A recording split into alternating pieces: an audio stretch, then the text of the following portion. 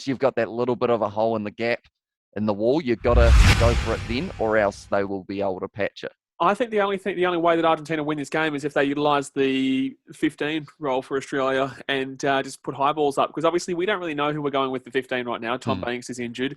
We also do have my mate Reece Hodge. Mate Reece Hodge in the 15. And look, like I say all the time, I don't actually mind Reece Hodge on the field. I think he is pretty good. And I think he is. I thought Tom Banks had a really good first 30, by the way. And I don't really understand the criticism that he's getting a great deal right now. I think he's actually been decent. I know he's dropped a couple of balls, but so did Reece Hodge when he came on. And I actually don't mind Reece Hodge on the field. I think that his kicking game is absolutely fantastic when it's on the field, not going for the tee. Don't ever let that man kick for us again from the kicking tee for a conversion or a penalty. Let him kick the ball when there's a minute and a half left from halfway. Well, don't let him do that either, all right? Slap that man in the face when he comes to the field. I hope someone slapped him with a big old buddy slap with an open hand. But what I'll say is I actually don't mind Reece Hodge as a player individually. I think that his kicking game is unbelievable. He's got a strong kick and he puts South Africa well back into their line many a times with his kicking game. And I think he arguably, with his kicking game, was a pivotal success, absolutely crucial success to how we won that game in the end, because it kept putting South Africa on the back foot, and they can't be on the back foot. But obviously, James O'Connor comes back. I've got James O'Connor coming into the 15. I said this to you guys. I said this to you last week, and I think I said it to you a couple of weeks ago that I think that, obviously, with Quade Cooper coming into that 10, there's no way right now you can take Quade out of that. There's absolutely no way. So you'd have to look at the 15, and if Reece Hodge isn't going to... It depends on if you just like his kicking game like that as much as it has been great, besides his one kick in the 79th minute or whatever, that brain fade and a half. Like, what would you do? Would you put James O'Connor there? Would you put Reece Hodge there? Because Tom Banks is out? I think, for me, O'Connor, since he's only just returned from injury, I think they'll do similar to what they have done in terms of with the All Blacks, and they will have him off the bench and kind of come on for the second half of a game. So I think they'll start Hodge, O'Connor off the bench, if that was what they go with, and they put him at 15, I think is the best option for him and Quade going into this year. I think this year there's a little bit of an exception now for the Wallabies, whereas a few weeks ago we mentioned about how looking towards the World Cup, but I think for now, with the rhythm that they've found, if it ain't broke, don't fix it. Don't try and change it all now and then end up going back to where you were a few months ago in terms of that kind of little bit of the not sure where to play everyone. We saw it for the midfield, didn't we? A little while ago, how it was, do we put Timur, do we put Paisami, who goes where? Do we have Paisami 12 or 13 as Lena Cattell in there? And then from all of that, you kind of get yourself caught in two minds. So for them in this one, I think they've got to go O'Connor. If they give him the game, only give him half. The last thing you want is him to be out for another however many months, like he was for Super Rugby Trans-Tasman. He missed all of that, didn't he? And also a bit of Super Rugby AU in that regard. So I think they might go with kind of ease them into it. These games aren't as important as a game up against England. Yeah. So they need to make sure they ease them rather than putting them full force in there. I know how we're going to see. That's the thing. I'm sorry to interrupt you, but that's the thing. I know how we're going to play against New Zealand. I know how we're going to play against South Africa, and I know how we're going to play against Argentina. Right? I know this because this is how we play every single year. I look towards those games against what you just said, England and the likes of France we played just before, and Wales we play them later on the year, because I don't necessarily know how we're going to be on a consistent level against those guys, and they're the ones who obviously we're going to play Wales in the group stages. I would love to play Fiji again in the next year or so, next year and a half or so. Give them experience and us experience against them.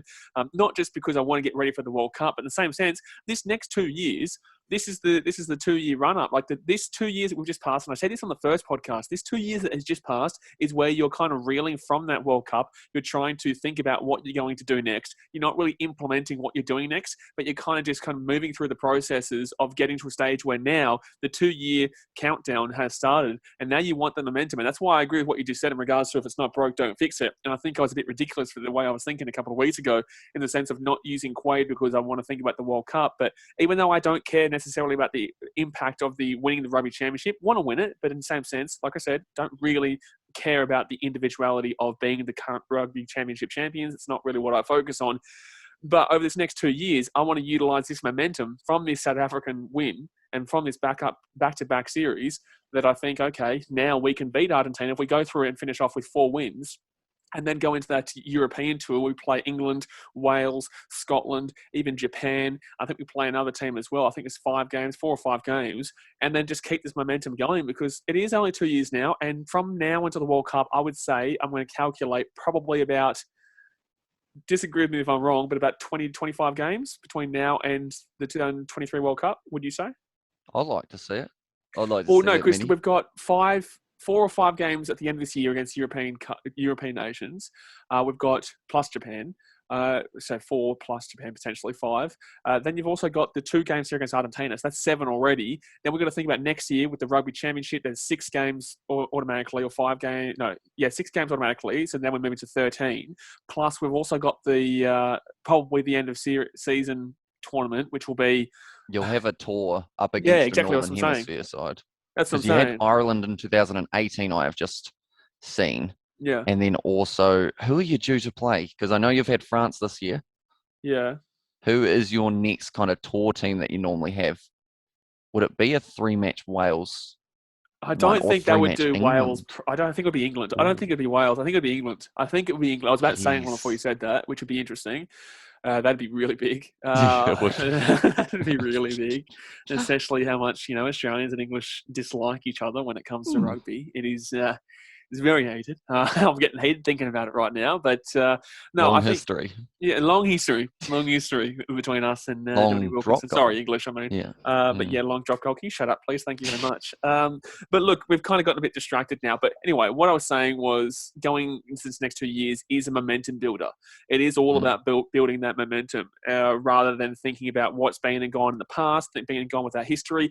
Australia always compete well in World Cups. Always. I can't tell you a time that we haven't actually competed. In the last World Cup, we still got through the quarterfinals, and look, England scored 40 points or whatever against us, 48 points or whatever, and we still scored 20-odd points. And we still, even though we were really, really poor in 2019, we still found a way to compete and get through. And we're always going to do that. 2015, we weren't great.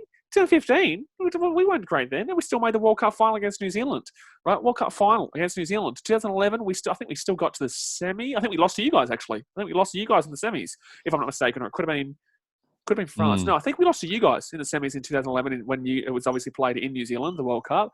And then just before that, we're always competing. So I think that no matter what, regardless of anything here, we are going to compete. And I think we are going to...